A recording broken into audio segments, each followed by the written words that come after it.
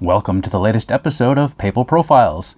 This video will differ from others in the series, as it will not profile an individual person, but a sequence of popes who were appointed by kings and emperors, challenging the Catholic Church narrative that it has always been independent and/or above secular rule.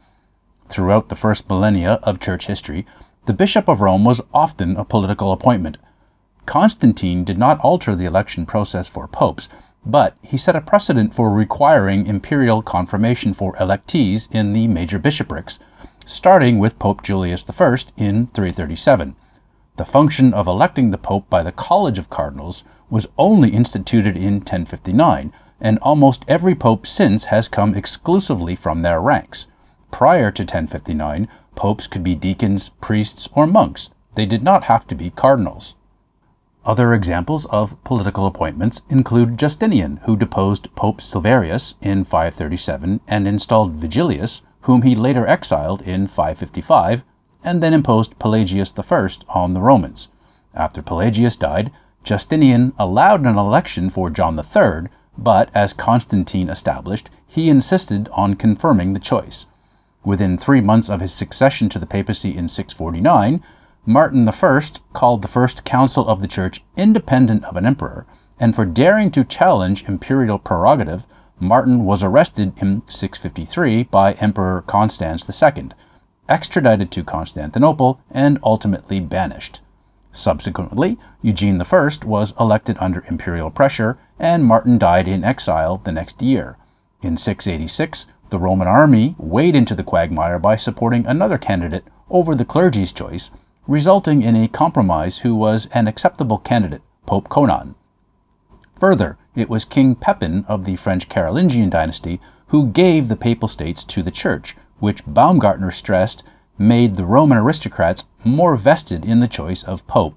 Another round of imperial appointments, and the most undeniable examples of papal subjugation to the state, began with the first Holy Roman Emperor, Otto I, who reigned from 936 to 73, and whose papal puppets owed their status to the emperor.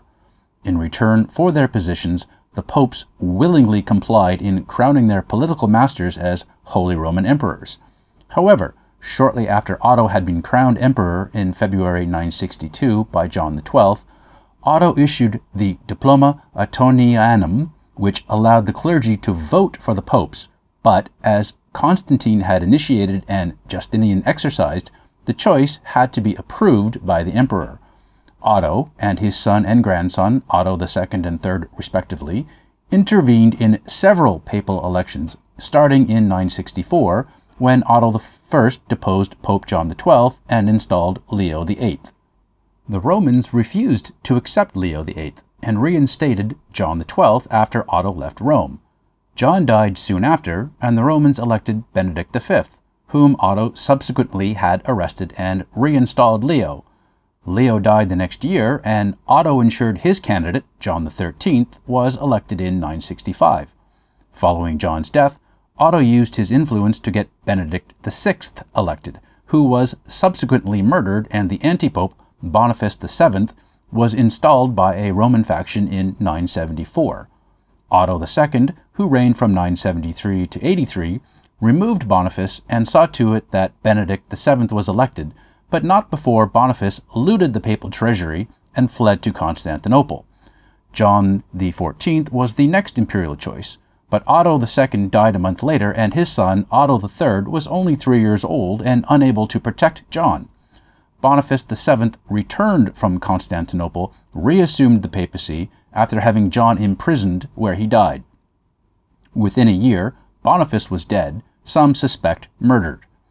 The Romans then elected John XV in 985, who died as Otto III's forces were coming to Rome to depose him. Otto then installed his cousin and chaplain, the first German pope, Gregory V, in 996. Gregory faced opposition from the Roman faction, who chose another antipope, John XVI, but Otto sent his German army, led by Gregory's father, to Rome, where the soldiers had John's eyes, tongue, ears, and nose removed, and sent him into exile in a monastery. Finally, Otto III appointed Sylvester II in 999, but the Romans drove the pair from the city in 1001. Otto died in 1002 during a campaign to regain the city, and Sylvester II died the following year, with the Romans still in control of the city. Following the death of Otto III, the next several popes were elected by competing Roman noble families who put their candidates or family members on the papal throne, along with the violence and bribery we would expect in such circumstances. Starting from 1012, the Tusculum popes essentially made the papacy hereditary. Count Gregory of Tusculum, through whatever means available, got his second son elected, who took the name of Benedict VIII in 1012, who was followed by his brother and senator as John XIX in 1024. Sources differ on whether both men or only John were laymen at the time of the papal election and only made priests after their appointment as pope. When John died, his elder brother, Count Alberic III, bought the papacy for his younger son, also not a priest like his uncle John, who became Benedict IX in 1032. Benedict's history is controversial and inconsistent, with no sources providing a complete history of this complicated man. For example, sources disagree on his age at election, but it is reasonably probable he was in his 20s. Another source indicates that he was the son of either Benedict or John and not a nephew.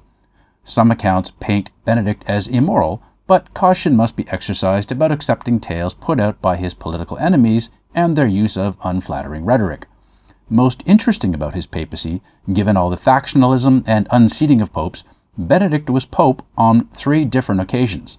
In late 1044, during the first removal, the Crescentii family chased their Tusculum rivals from Rome and installed their candidate, Sylvester III, who was unseated by Benedict's forces months later. Within months of being restored, Benedict decided he wanted to marry his cousin and sold the papacy to his godfather, who became Gregory VI. In 1046, and restless with his decision, Benedict returned to Rome and set up a rival claim in the Lateran Palace, simultaneously with Gregory, who held Santa Maria Maggiore, and then Sylvester III returned to press his claim from St. Peter's. Otto III died childless, and so the throne passed to his cousin, Henry II, who also died without an heir. The succession of the Holy Roman Empire passed to a great-great-grandson of Otto I, Conrad II, founder of the Salian dynasty, whose descendants would once again reassert their power to confirm the popes and be the last emperor with that authority. Conrad's son, Henry III, who reigned from 1046 to 56, arrived in Rome for his imperial coronation, where he found the 3 competing papal candidates, Benedict IX, Sylvester III, and Gregory VI, all supported by differing Roman factions, deposed them all and installed Clement II in 1046. After Clement's death, Benedict returned briefly for his 3rd attempt at holding the papacy, only to be forced out in 1048. Henry would install 3 more popes, Damasus II in 1048, who died just over 3 weeks later, Leo IX in 1049, and Victor II in 1055, all without any elections from Rome. This series of imperial appointments for the papacy contradicts the Church's narrative, derived from its forgeries, such as the Sylvester Accusatorial Canon and Pseudo-Isidore False Decretals, which proclaimed popes were immune from secular interference. Sorry for the Catholic Church and its self-serving propaganda, but history amply demonstrates that in its first millennia, the papacy was subservient to the whims of emperors. Thanks for watching. Please check out the other videos on my channel if history is your thing, and see you next time.